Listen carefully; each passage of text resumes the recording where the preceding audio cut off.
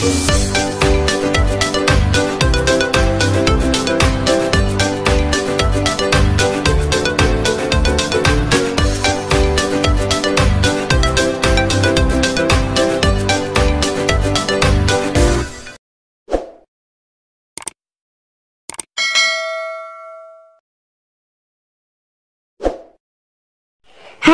assalamualaikum adik-adik kelas 4.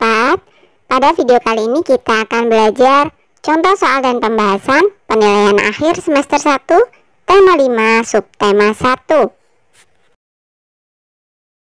Soal nomor 1, mendahulukan kepentingan dan tujuan bersama, cinta permusyawaratan dan demokrasi, dan bijak menyelesaikan masalah. Makna sila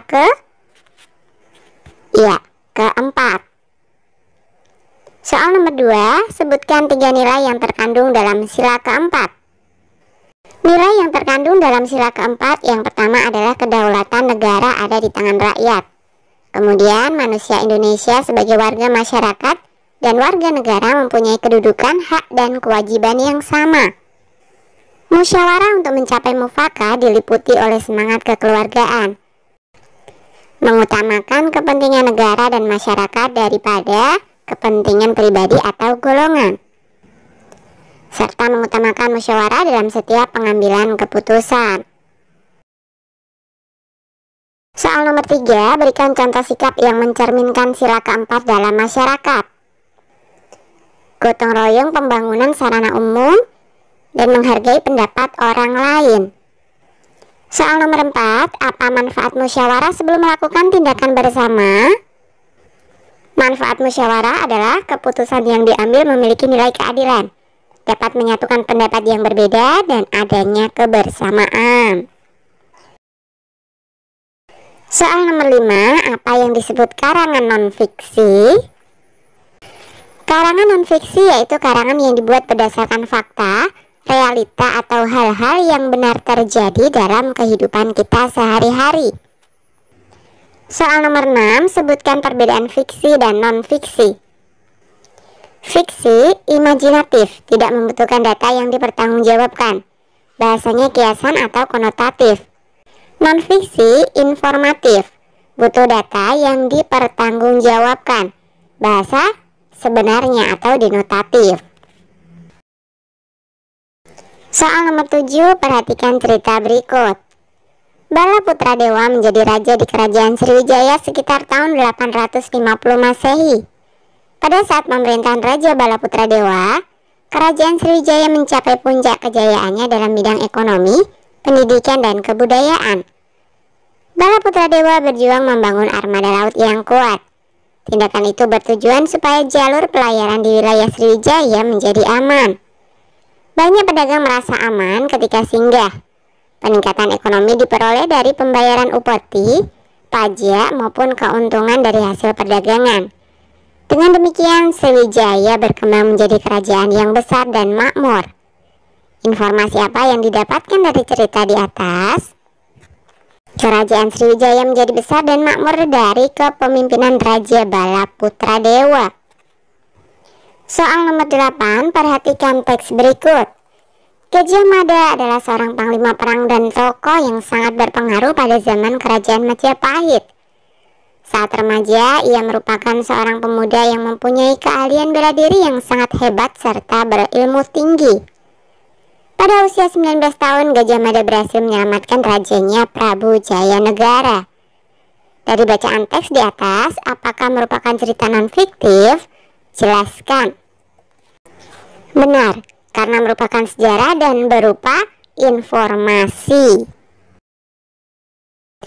Soal nomor 9, sebagai wujud kecintaan rakyat kerajaan Tarumanegara kepada Raja Purnawarman, telapak kakinya diabadikan dalam bentuk prasasti yang dikenal sebagai Prasasti Ciaruteun.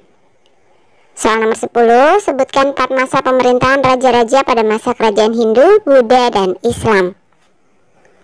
Masa pemerintahan raja-raja pada masa kerajaan Hindu, Buddha, dan Islam. Yang pertama adalah Raja Purnawarman yang memerintah pada tahun 395 sampai 434 Masehi. Kemudian yang kedua Raja Hayam Wuruk memerintah pada 1350 sampai 1389 Masehi. Yang ketiga, Sultan Hasanuddin memerintah pada tahun 1654 sampai 1660 Masehi. Dan yang terakhir, Sultan Iskandar Muda memerintah pada tahun 1607 sampai 1636 Masehi. Soal nomor 11, Gajah Mada adalah seorang panglima perang dan tokoh yang sangat berpengaruh pada zaman Kerajaan Majapahit. Pada tahun 1336, Gajah Mada mengucapkan Sumpah Palapa. Apakah isi Sumpah Palapa tersebut?